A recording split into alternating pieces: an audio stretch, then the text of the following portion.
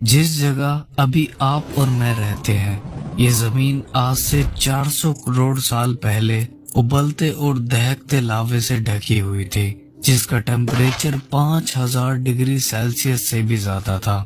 ہر طرف آگ، گرمی اور ایسی خطرناک زہریلی گیسز تھی جس میں سانس لینا ناممکن تھا، جنہوں نے پوری زمین کو اپنے اندر ڈھک رکھا تھا۔ نہ ہی یہاں سورج کی روشنی آتی تھی اور نہ ہی یہاں پانی کی ایک بھی بوند موجود تھی۔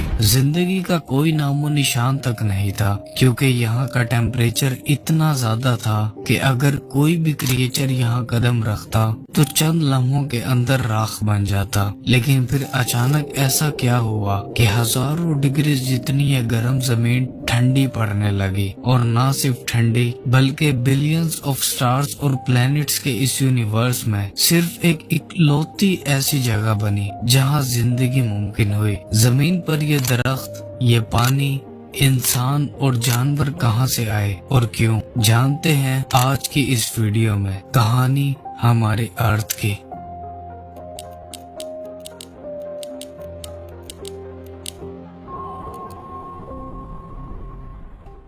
آج سے قریب 6.5 بلین سال پہلے ہماری سپیس میں ایک ڈسٹ اور گیسز سے بنے کلاؤڈ اور ایک سٹار کے علاوہ اور کچھ بھی نہیں تھا۔ پوری سپیس ایک دم خالی اور خاموش تھی۔ سائنٹسٹ نے اس گیسز کے کلاؤڈ کو سولر نیبولا کا نام دیا ہے۔ یہ کلاؤڈ مینلی ہائیڈروجن اور ہیلیم گیسز سے بنا ہوا تھا، جو یونیورس میں سب سے زیادہ پائے جانے والی ایلیمنٹس میں سے ہیں۔ اسی کلاؤڈ میں اور بھی کچھ ایلیمنٹس موجود تھے، جیسے آکسیجن، کاربن، نائٹروجن اور سلیکون، جن سے ہمارے سولر سسٹم کے زیادہ تر پلینٹس بنے ہیں۔ یہ بادل کروڑوں سالوں تک ایسے ہی سپیس کی خاموشی میں 100 لائٹ ایئرز تک پھیلا ہوا تھا، یعنی لائٹ کو اس کے سٹارٹنگ پوائنٹ سے اینڈنگ پوائنٹ تک پہنچنے میں پورے 100 سال لگ جاتے۔ لیکن ایک دن اس کے پاس موجود اس سٹار میں، جس کا ہم نے ابھی ذکر کیا، ایک بہت بڑا دھماکہ ہوا، جسے سائنٹسٹ سپر نووا ایکسپلوژن کہتے ہیں۔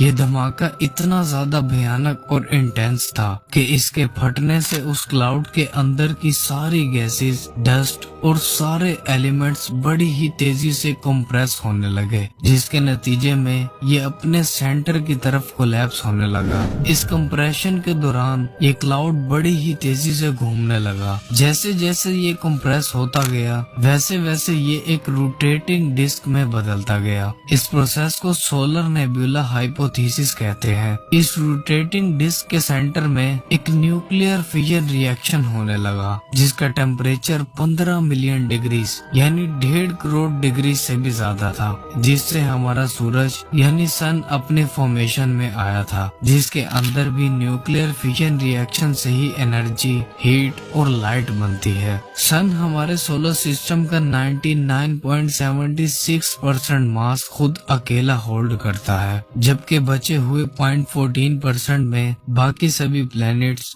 مونز، کومیٹس اور ایسٹرائڈز وغیرہ بنتے ہیں۔